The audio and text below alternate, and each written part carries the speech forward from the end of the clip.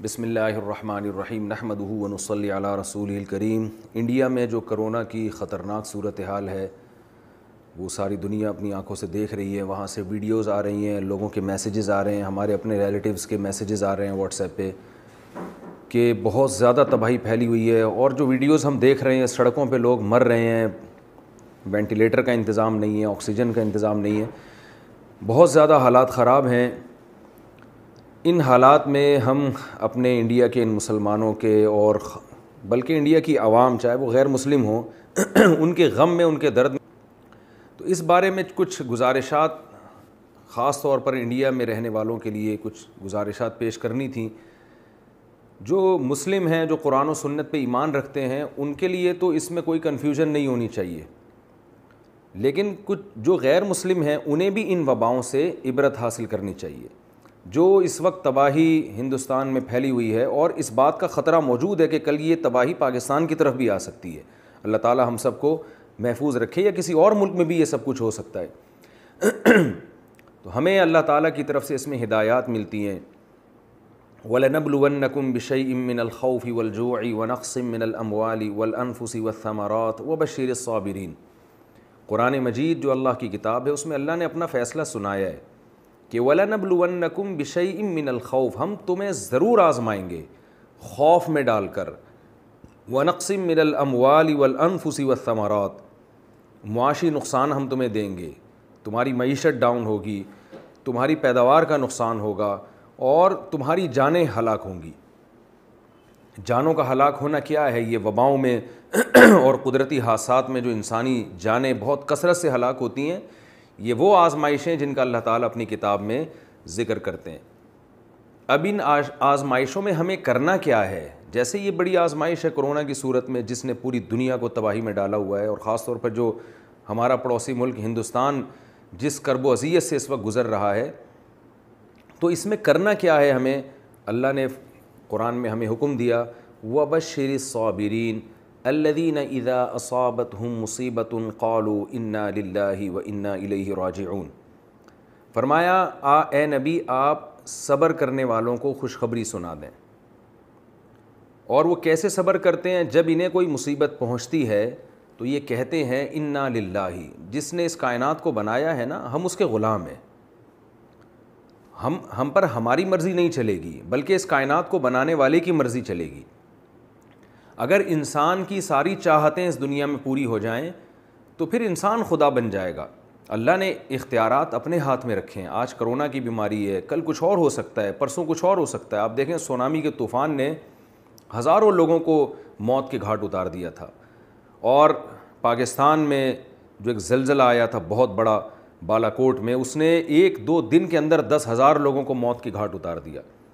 تو یہ طوفان، یہ آزمائشیں، یہ وبائیں، یہ آج پہلی دفعہ نہیں ہیں۔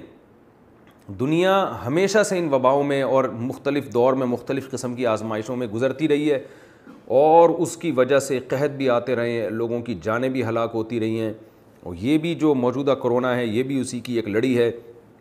تو اس میں ہم نے اسباب بھی اختیار کرنے ہیں، جو SOPs ڈاکٹر حضرات بتاتے ہیں ان پر بھی عمل کرنا ہے، کیونکہ اللہ نے اس دنیا کو اسباب کے ساتھ جوڑا ہے۔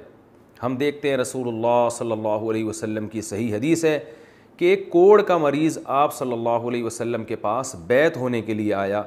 آپ صلی اللہ علیہ وسلم نے ان کو مسجد میں آنے سے منع کر دیا، اور مسجد کے اندر سے ہی آپ نے ان کو بیعت فرمایا ہے۔ حالانکہ مسجد تو ایک برکت کی چیز ہے، یعنی یہاں شفا ملتی ہے انسان کو دعائیں مانگنے سے، لیکن آپ صلی اللہ علیہ وسلم نے بیماری سے بچنے کے ایک ظاہری سبب کو اختیار کیا، اس لیے کہ کوڑ کا مریض اگر مسجد میں آئے گا تو اس بات کا خطرہ موجود ہے کہ دوسروں کو یہ بیماری لگ جائے۔ تو اس میں آپ صلی اللہ علیہ وسلم نے احتیاط پر بھی عمل کر کے دکھایا، اور قرآن کے ذریعے ہمیں آپ صلی اللہ علیہ وسلم نے بتایا کہ احتیاط پر عمل کے ساتھ ساتھ ہم نے صبر کا دامن ہاتھ سے نہیں چھوڑنا، اور صبر کا طریقہ بھی اللہ نے بتا دیا ہے۔ کیا سوچو گے تو صبر کی توفیق ملے گی؟ وہ یہ سوچنا ہے اِنَّا لِلَّهِ، ہم پر ہماری مرضی نہیں چلے گی، ہم اللہ کے غلام ہیں، وَإِنَّا إِلَيْهِ رَاجِعُونَ، اور ہم نے لوٹ کر اللہ کی طرف جانا ہے۔ کیا مطلب؟ آج ہم نہیں مرے تو کل مریں گے، پرسوں مریں گے، اور ہم اللہ کی طرف جائیں گے اس آزمائش میں اگر ہم نے صبر سے کام لیا، واویلا نہیں کیا، بے صبری کا مظاہرہ نہیں کیا، تو کل اللہ تعالیٰ ہمیں اس کا اجر دے گا۔ اور آج اگر ہم نے صبر کا دامن چھوڑ دیا، بوکھلاہٹ کا شکار ہو گئے، تو کیا ہوگا کہ جو مصیبت ہے وہ تو نہیں ٹلے گی، لیکن ہم ایک بہت بڑے اجر سے قیامت کے دن محروم ہو جائیں گے۔ رسول اللہ صلی اللہ علیہ وسلم نے ایک خاتون کو دیکھا کہ وہ قبر پہ کھڑی ہوئی رو رہی ہے اپنے بچے کو یاد کر کے، اس کا چھوٹا بچے کا انتقال ہو گیا تھا، بہت زیادہ رو رہی تھی، بہت زیادہ چیخ و پکار مچائی ہوئی تھی۔ تو آپ صلی اللہ علیہ وسلم نے اس خاتون سے کہا کہ تم صبر کرو۔ انہوں نے کہا، وہ جانتی نہیں تھی کہ یہ آپ صلی اللہ علیہ وسلم ہے، اس نے کہا کہ جو غم مجھے پہنچا اگر آپ کو پہنچتا تو میں دیکھتی کہ آپ کیسے صبر کا مشورہ دیتے ہیں۔ بعد میں کسی نے بتایا کہ یہ تو اللہ کے حبیب صلی اللہ علیہ وسلم ہے، اللہ کے رسول ہیں۔ وہ خاتون نبی کے پاس گئی اور عرض کیا کہ یا رسول اللہ میں صبر کرتی ہوں، تو آپ نے فرمایا انما الصبر عند الصدمۃ الاولیٰ، صبر اس وقت ہوتا ہے جب مصیبت پہنچی ہو۔ تو جب آزمائش آئی ہے، جب مصیبتیں آ رہی ہیں، اس وقت آپ نے صبر کرنا ہے۔ بعد میں تو ہر ایک کو صبر آ جاتا ہے، کوئی مرتا بھی ہے تو آپ ساری زندگی تھوڑی روتے رہتے ہیں اس کی یاد میں، چند دنوں کے بعد آپ کو صبر آ جاتا ہے۔ تو ایک حد ہونی چاہیے، ایک لمٹ ہونی چاہیے، تو ہم نے اس میں صبر کا دامن ہاتھ سے نہیں چھوڑنا۔ دوسرا، جو بھی اس موقع پر بیماری کے اندر مبتلا ہوتا ہے، ہم نے اس سے تعلق ختم نہیں کرنا ہے۔ ایس او پیز پر عمل کرتے ہوئے اس کی مدد بہرحال ہم نے کرنی ہے۔ ایس او پیز پر اس طرح سے عمل کرنا کہ آپ مریض کو چھوڑ کے بھاگ جائیں، یہ بہت بے مروتی کی بات ہے۔ اس موقع پر ہمیں اللہ کے حبیب صلی اللہ علیہ وسلم نے توکل کرنے کا حکم دیا ہے۔ تو آپ کے گھر میں اگر کوئی بوڑھے والدین کورونا میں مبتلا ہو جاتے ہیں تو یہ آپ کے لیے جائز نہیں ہے کہ آپ ان کو چھوڑ کے بھاگ جائیں۔ ڈاکٹر کے لیے جائز نہیں ہے کہ وہ پیشنٹ کو چھوڑ کے بھاگ جائے۔ ڈاکٹروں کو بہرحال ہم سب کو سلام کرنا چاہیے کہ وہ اپنی جان پر کھیل کر کس طرح سے مریضوں کی مدد کر رہے ہیں، لیکن بعض ایسی بھی ڈاکٹروں کی رپورٹ آتی ہے جو بھاگ رہے ہیں اور جو ہے وہ اپنی جان بچانے کی فکر میں لگے ہوئے ہیں، اگرچہ ان کا ریشو کم ہے، زیادہ تر ڈاکٹر تو الحمدللہ انسانیت کی خدمت کر رہے ہیں۔ تو ایسے موقع پہ اللہ پہ اعتماد اور اللہ پہ توکل کا تقاضا یہ ہے کہ آپ اپنے گھر کے مریض کو چھوڑ کر فرار نہ ہوں، کیونکہ موت اور زندگی بہرحال اللہ کے ہاتھ میں ہے۔ اللہ نے ہمیں زندہ رہنے کے اسباب اختیار کرنے کا حکم تو دیا ہے، لیکن ایسا سبب اختیار کرنا جو شرعی جائز نہیں ہے۔ آپ خود کسی کرونا کے پیشنٹ کے بلا وجہ قریب نہ جائیں، لیکن آپ کے گھر میں اگر آپ کے کوئی بوڑھا بیمار ہو جاتا ہے تو اسے اس بیماری کی حالت میں چھوڑ کے جانا، یہ اللہ اس کے رسول صلی اللہ علیہ وسلم کی نافرمانی ہے، یہ کسی طور پہ بھی آپ کے لیے جائز نہیں ہے۔ اسی طرح گورنمنٹ نے اگر ڈاکٹروں کے ذمہ لگایا ہے کہ وہ پیشنٹ کی حفاظت کریں، اس کی کیئر کریں، وہ اسپتال چھوڑ کے نہ بھاگیں، تو ایسے موقع پہ ڈاکٹر کا فرار ہونا یہ بھی شرعی طور پر ناجائز اور غلط بات ہے۔ تو ہم اس درد میں، اس دکھ میں اپنے ہندوستان کے مسلمانوں اور جو دوسرے جو غیر مسلم بھی رہتے ہیں وہ بھی انسانیت کے ناطے ہمارے بھائی ہیں، اس غم میں ہم ان کے ساتھ برابر کے شریک ہیں، اور اللہ تعالیٰ سے ہم دلی دعائیں کرتے ہیں کہ اللہ اس مصیبت سے ہندوستان کے لوگوں کو جلد سے جلد نجات عطا فرما، اور جس کرب و اذیت میں وہ مبتلا ہیں اے اللہ اس بیماری سے، اس مصیبت سے ان کو نکال دے، اور جب تک یہ بیماری مقدر ہے صبر کی ہم سب کو توفیق عطا فرما۔ اور اس میں غیر مسلموں کے لیے ایک سبق ہے کہ یہ دنیا خواہشات کے پوری ہونے کی جگہ نہیں ہے، اب بھی موقع ہے اللہ کی طرف آنے کا، شرک سے توبہ کرنے کا۔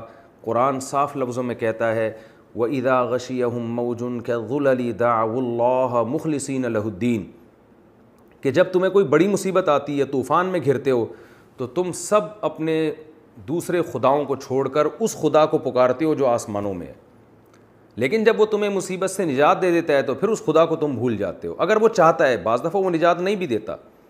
تو اس میں، ان مصیبتوں میں، ان بلاؤں میں، وہ رب جو آسمانوں میں ہے وہ ہر ایک کو اپنی طرف دعوت دیتا ہے کہ آؤ مجھ سے مانگو۔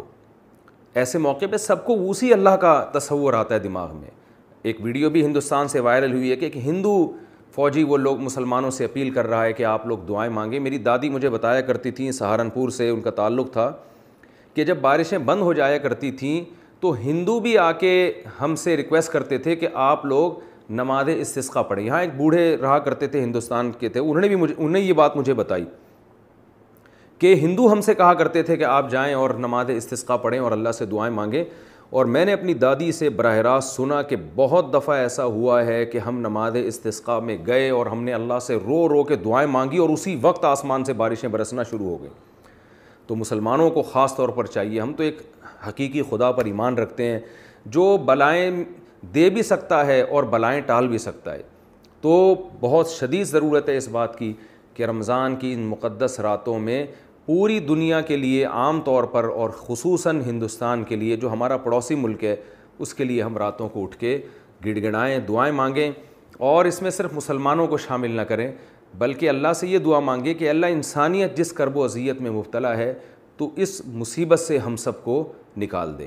اللہ تعالیٰ سے دعا ہے کہ جو کچھ کہا سنا اللہ تعالیٰ اس میں کمی کوتاہی کو معاف فرمائے، اور جو صحیح باتیں ہوئی ہیں اللہ ہم سب کو اس پر عمل کرنے کی توفیق عطا فرمائے۔ اور ہماری سب کی ذمہ داری ہے کہ اس وقت ہندوستان کے لوگوں کی جس حد تک ہم مدد کر سکتے ہیں ہم کریں۔ ہماری حکومت کی بھی ذمہ داری ہے، اگر کوئی ٹرسٹ وہاں مدد پہنچانا چاہتا ہے اور اس کے لیے بارڈر کھولنے کی ہمیں ضرورت پڑتی ہے تو حکومت کو اس پہ بھی سنجیدگی سے غور کرنا چاہیے کہ اس وقت اپنی دشمنیوں کو ختم کر کے پوری دنیا کو چاہیے کہ وہ ایک دوسرے کا ساتھ دے، کیونکہ کل جو مصیبت آج جس مصیبت میں وہ مبتلا ہیں، اللہ نہ کرے کل اس مصیبت میں ہم یا کوئی اور ملک بھی مبتلا ہو سکتا ہے۔ وما علینا الا البلاغ۔